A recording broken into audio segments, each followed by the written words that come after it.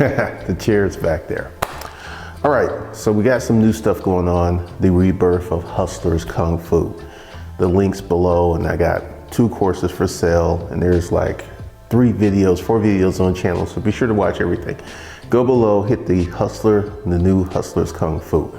Got a lot of stuff that I'm going to do this month, so be on the lookout for that. All right, let's get into the video.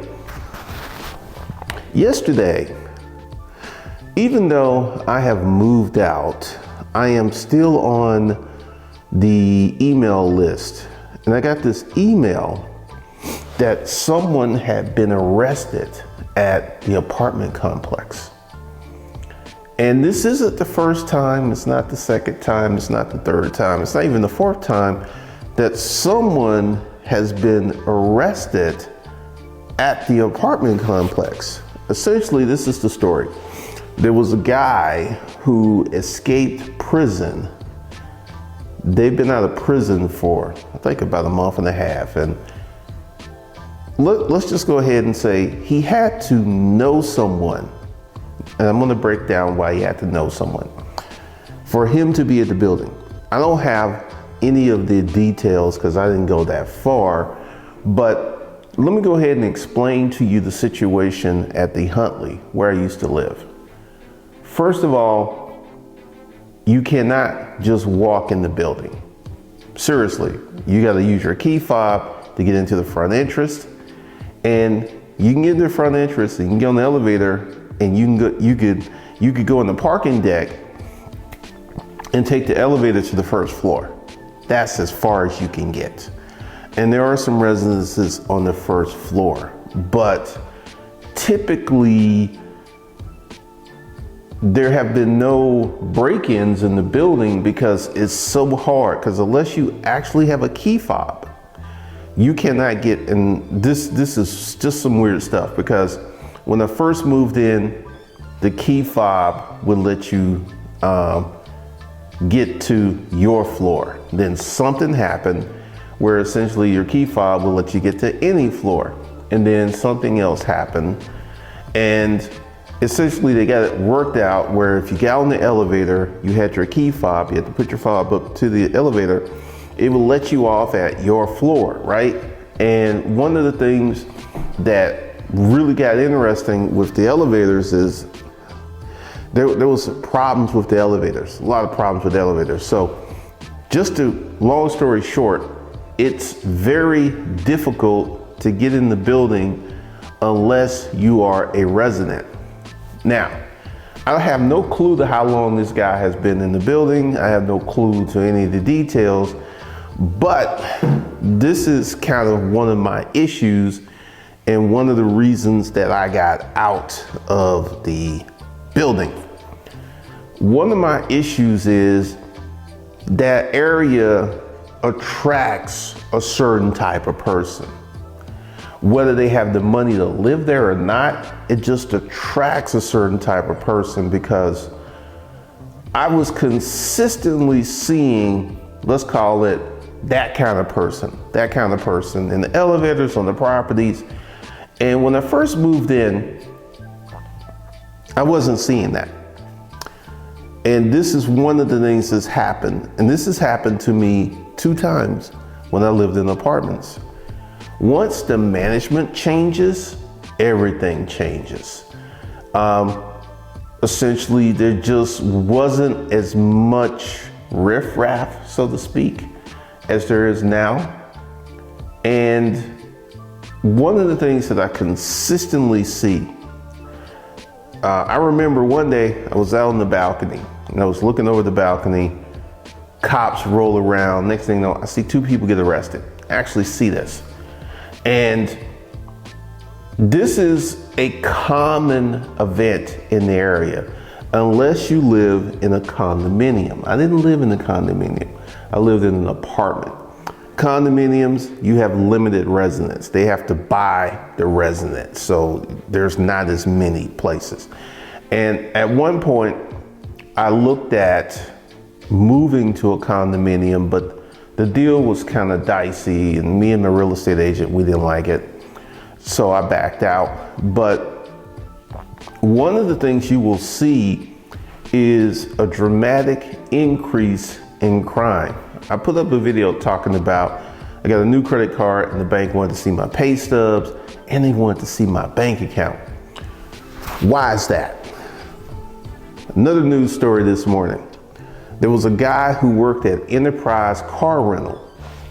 And what he was doing was taking pictures of people's IDs and trying to create fake identities to get stuff. And they figured him out. He got fired, he got arrested. And this guy has a job. I used to rent from Enterprise all of the time.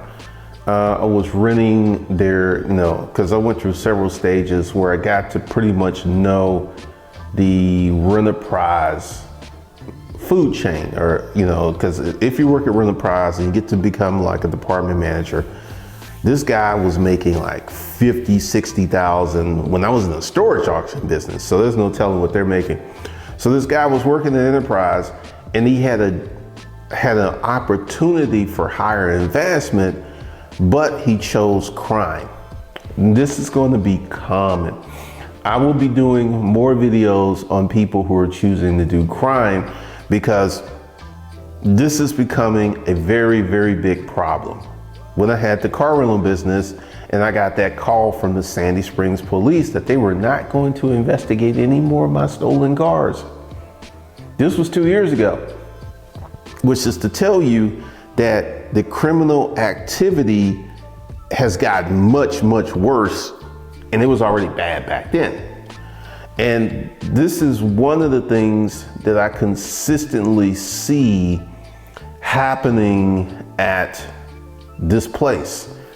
And this is one of the reasons I left. And it's not just this place, it's the whole area. It's just not the Huntley. No. Many of these high rises have the same exact problem all throughout Buckhead, going through Midtown into downtown Atlanta.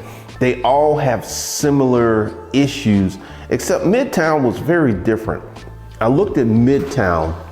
Midtown was a different kind of energy, but Buckhead, it's just has this energy that just says, come here, criminal. And, this guy, he had to know somebody. He had to know somebody. And more importantly, whoever he knew he was in jail. And now all of a sudden he was out of jail and he was sticking with him.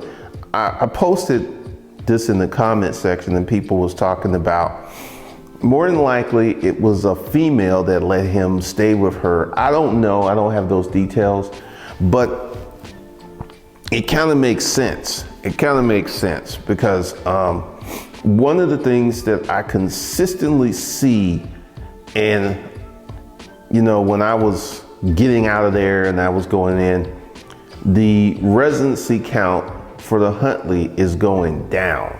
Last time I was there, I parked in the parking lot. It was empty and it didn't used to be that way. It didn't used to be that way. And when it came up time for me to renew, it was close to $500 difference going down compared to what I was paying. So I could have renewed at a lesser rate if I wanted to stay there. And this is just signs of the economy. This is just signs of the things that are happening. This is just part of the landscape of the things that are occurring. And this is one of the things that is happening. This is one of the things that is starting to become a big issue with the area. And this is what I'm saying. It's not just the Huntley, it's the whole area that you have. And this is kind of symbolic. There was a gas station, a BP, not too far from where I used to live. And the gas station, I remember I went over there, I was helping someone do something. I went over there and there was a guy, he was layered up. He had all the gold jewelry on, he had the Mr. T pendant and all this other stuff. And the person I was went in the store with him, and she came back in the car and she was laughing. She said he bought $10 worth of gas for that Range Rover. So you layered with all this jewelry, you got the Range Rover, but you can only afford to put $10 worth of gas in your Range Rover. And this is something that I saw early on. And like I said, the area just draws these kind of people because the things I see, it's just kind of crazy. And what I feel, and there's a group of people, because essentially there is, where I used to live, there's edge of Sandy Springs, next door to Brookhaven, then go down this way, you're in Midtown. And the people of Buckhead, because there's like, I used to live, this building was here and there was a condominium here, and it hit right in the neighborhood. And the people in those neighborhoods are campaigning hard to succeed from Fulton County and do what Sandy Springs did many years ago, to do what Milton did, to do just to separate themselves. Brookhaven did this, and Brookhaven, which is literally 5 minutes that way. Things have changed dramatically in Brookhaven since they have succeeded from, and Brookhaven, I think, was a part of DeKalb County. And the way that it is, Brookhaven is its own township. They have their own fire department, they have their own police department, and Brookhaven is just growing like crazy. Like the big changes that have happened going down the street in Brookhaven, it's like night and day compared to what it used to be. And this in turn has brought up Shamby, but I don't know, because I don't live in Brookhaven. I didn't live in Brookhaven. I don't really know what the criminal element was like out there, but I do know that a lot of people are moving to Brookhaven, and from what I hear, it's pretty good. But Brookhaven is between Buckhead, Sandy Springs. Brookhaven is right here.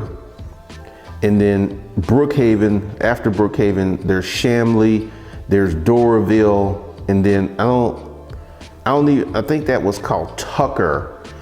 And the neighborhoods changed dramatically. Like Doraville was straight up the hood. Now Doraville has houses that are going for $1 million, Doraville. So you're seeing a lot of social change, but as you get further and further out, things get quieter. They get quieter. But being in that area, it just consistently draws a certain kind of person.